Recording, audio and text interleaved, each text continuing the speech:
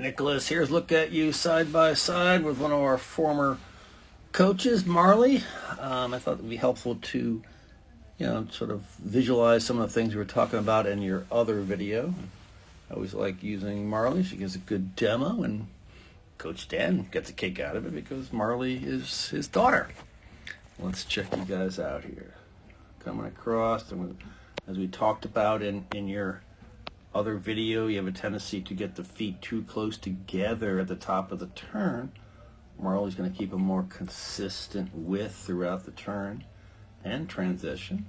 She's also going to use ankles and knees a lot. You can see her rolling up those ankles and knees to get the skis up on edge. We talk about a lot how we need to have little toe down on the inside right here, big toe down on the outside over there.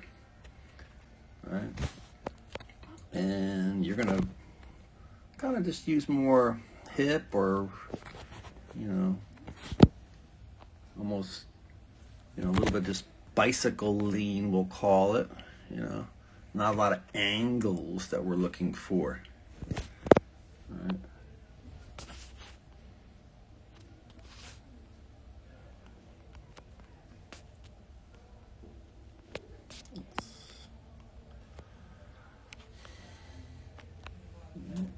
Go. Again, the feet come real close together at the top of the turn. Right? She's going to come through and really not narrow them, and then use pretty good ankles and knees again to roll the skis up on edge. And we're going to kind of use that lean, that bicycle lean, and maybe the hip. So we got to be edging the skis from the snow up, ankles and knees first, and then we're going to move the hip to the inside when speed's warranted.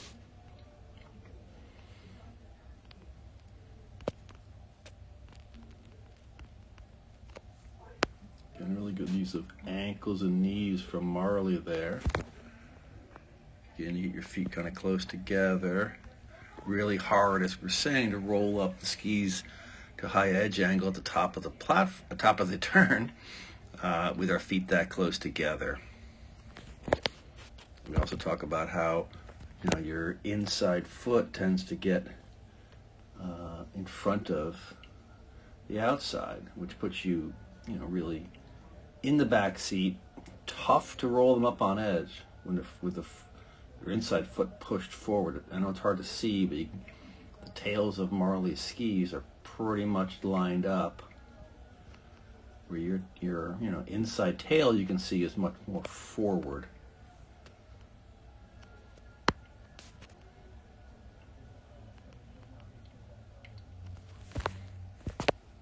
Right.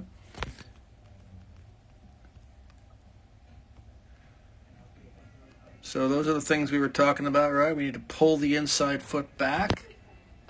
We need to keep a consistent width of your stance throughout the turn and transition. Right? We tend to, as the transition happens, we tend to get them pretty close together here. All right, we gotta get those angles, using ankles and knees first, so we can get on that outside ski. Hope this helps.